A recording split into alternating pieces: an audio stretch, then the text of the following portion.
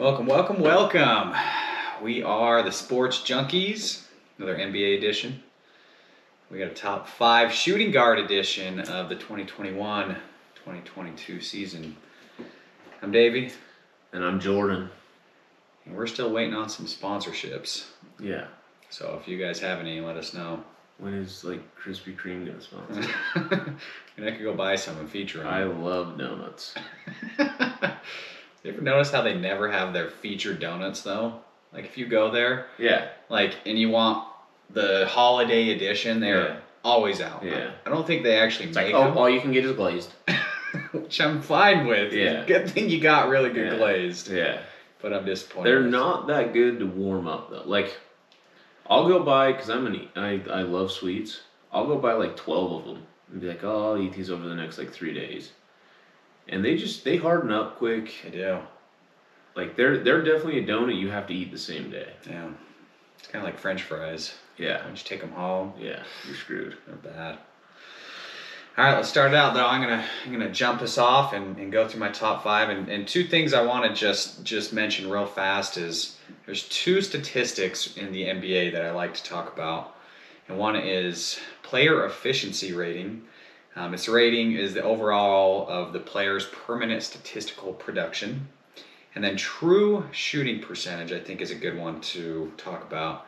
It's player shooting percentage if you were to account for the free throws and the 3-pointers. And so I like to take both of those into account because I think they do matter in the NBA. So number 5, I got Jaylen Brown as my number 5. Okay, he's been a little injured this year, and the Celtics have really had a roller coaster year, but they have been playing some really good ball. A lot of their efficiency ratings since December have been in the top. I think they have 3 or 4 top number 1 in defensive rating. I think points per game, a couple different ones. I'm not 100% sure. And obviously you got Tatum there. Tatum is great player, but Jaylen Brown, I think a lot of people would question if you had to trade one of them. People are not 100% sure on what one of the two to trade. I don't know that I'm sure. It's tough because this guy has flashes of absolute greatness. He does. So he's averaging 23.5 points per game, 3.5 assists per game, 6.6 rebounds, and then his true shooting percentage is .560, and then his player efficiency is 18.18. And once you see me kind of compare these to the other top guys, I think you'll kind of understand why I'm talking about these. So that's my number 5. Number 4, I think this guy's a little overlooked, and I don't know if he'll be on your top 5, but Fred VanVleet is going to be my number 4. And this guy's a little undersized, and some people might consider him a point guard right now, but he's a true shooting guard. He's averaging 21.6 points per game, 4.6 rebounds, and he's averaging a career high 7.1 assists per game. He's doing really good. His true shooting percentage, .572, and his player efficiency is 19.19. So a little bit higher on those two, and that's why he makes the cut over Jaylen Brown. Number 3, this guy can dunk, and he's probably been one of the most fun people I've ever watched to dunk. Him against Aaron Gordon in that dunk contest was, I've never seen anything like that. That was the funnest dunk contest I've ever seen. Chicago? Zach LaVine. Okay, averaging 24.6 points per game, 4.5 assists, 4.9 rebounds, .606 true shooting percentage, very good, and then his player efficiency is 20.51. Very efficient. So when he's on the floor, he's doing a lot out there. The whole team is kind of revolving and just feeling his presence on the court, which I love to see. So that's my number 3. Number 2, and I don't know if you'll have this guy this high, and this guy gets snubbed every single year from starting on the All-Stars, and it's Devin Booker. This guy, I mean, he's kind of the definition of a shooting guard. Yeah, he's a true shooting guard. He's a true shooting guard. Chris Paul runs point. Right. Every game. Yep. There's not a lot of times you see Booker taking the ball down. I mean, he does, but he can, but he doesn't need to. No. He's playing his position. So, averaging 25.5 points per game, 5.3 rebounds, 4.4 assists. His true shooting percentage is a little bit lower than actually everybody on this list. But as a shooting guard, I would take him over everybody I've listed so far. .555 true shooting percentage. And his player efficiency is 20.11. So a little bit lower than LaVine. Once again, I would pick Booker over LaVine because I think, dude, Booker can go for 40 any night. And that's what I want as a shooting guard. And then number one, a little biased here, but we got Donovan Mitchell. And I just am very impressed with how this guy can turn it up when he needs to. If he's healthy, nobody really wants to play against this guy. And he brings it in the playoffs. He turns it up to another level. Averaging 25.4 points per game, 4.2 rebounds, 5.2 assists per game. It's tied for his career high. Trying to get other players involved. His true shooting percentage is right there below Mr. Van Fleet, .571. But his player efficiency is really what stood out to me. I mean, once again, when this guy is on the court, everybody is responding to him. Everybody knows that he's the captain. Their intensity goes up when he's on the court. The Jazz go as he goes. Exactly. 100%. 100%. Yep. So his player efficiency rating is 22.26. So got my number one, Mitchell, and it's not just because I'm a Jazz fan. A little bit. So, Jordan, let's hear yours. A little bit different than mine. Good. I like that. A little bit different than mine. Everybody grades off of a different curve. I took a curve this year of it's a COVID year. A lot of people sitting out, but to me, you had to have played 40 or more games. I didn't even put you in if you didn't play at least 40 games. Wow. Okay. I feel like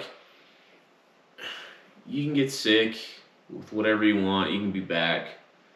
40 games is the minimum. Okay. I feel like the best ability is availability. That's a good saying. I like that. You know what I mean? You can be the best player in the world, just like Embiid was, this whole process. And if you're not available, then you're as good as nothing. It's true. So, with that said, that the best ability is availability, everybody here has at least 40 games. Interesting. My number 5, Bradley Beal. Okay. Down for the season. Up to this point, Yeah. I'm grading up to this point Okay. of the season. All right. And he had a good season last season. Yeah. It's tough. He's out. He played 40 games though, Okay. which is good, averaging about 23 points per game, which is under his average by 7 or so points last year. But he's had a lot of really good years. I think 2 in a row he averaged 30 points, and then this one a little bit down. But he's getting 6 assists a game, over 6.5 assists a game, shooting at the free throw line at 83%. That's good. 45% from the field. So I'll give it to him.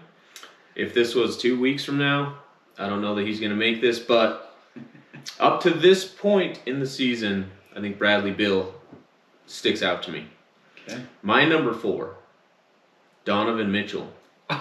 Oh, are you doing that to Donovan Mitchell. You put him number 4? I'm doing it to Donovan Mitchell. I will explain why. He's averaging a lot of points, 25.4 points a game. You said it. Shooting threes at about 34%. Yeah. That's all right. I consider him a high volume shooter. And hitting his field goal percentage at 45%. So he's playing well. I like Donovan. Obviously, we live in Utah, but I think the ones that I have above him are just a little bit better this season. Donovan just doesn't He's definitely a postseason guy. There's no doubt about that. He'll come out in the postseason and he'll give it everything he got. And you said it. The Jazz move as he moves, but I'm gonna put Zach LaVine over him. All right. At number 3. Zach LaVine's played 3 more games, not a ton of games. They're averaging near the same points, near the same in assists. The big difference here is Zach's averaging about 40% from the 3. That's good. Yeah. Where Donovan's only averaging 34. And Donovan, he does shoot a high volume of 3s. So that matters. That can end up hurting you when you only shoot at 34%. Yep. You shoot at 40, I definitely want someone that's going to hit it 4 of 10 times shooting over someone that's going to hit it 3 of 10 times. Outside of that, they're really close. Zach's been a little bit more available, shoots higher from the 3. And I know Donovan has a higher PER. He makes the team go, but I think LaVine's having a good year, and he's having to do it with DeRozan going nuts. Yeah. So he's got a true number 1, and I think Donovan's the true number 1. Right. So this guy's doing it as a number 2. I think that's impressive. And my next one, I'm wondering if you didn't put him on the list because maybe you listed him as a point guard instead of a shooting guard, which I could see go both ways. But in this case, I put him as a shooting guard, and that's James Harden. Yep. James Harden, by his standard, is having a down year. Yeah. But some of what I go off of too is just kind of that dog, and I feel like James Harden, he can go for 40 any night. It's true, yeah. If he wants to. I don't think he was happy in Brooklyn, at least the last, maybe this year. Yeah. Maybe this year when Kyrie wouldn't report to camp and he said he wasn't going to play. I don't think Harden's been happy. Like, we saw what Harden did in Houston. He was not that person this year. No. Like, you can't tell me that Harden fell off a cliff that deep, that steep, crazy. and that quick. Like, you can't tell me that. Like, that guy is a monster. I have a feeling he's going to go to Philly, and we're going to see a completely different Harden. Yeah. I do. His points are going to go up. Anyways, that's for another day. I put Harden here a lot of the reason because of that. He's just, I know what he can be. I don't think he was happy, but still giving you near 23 points a game. He's played 44 games, so he's out there. He's playing. Yeah. Shoots 41% from the field. Only 33 this year from 3. And that used to just be a sniper. Harden used to just be a sniper. Because of the rule change. Possibly. I think that's really affected him. That's possible too. But I think he's a smart person. I think he'll figure it out. I think the rule change has changed some of, like, what I think it's changed more of is this guy used to go and get 20 attempts from the free throw line. Yeah. That's wild. So, like, I don't think he should have changed his 3-point field goal percentage much. But his points, I think that's why you're seeing him down. This guy used to just go and get 15, 20 free throws a game.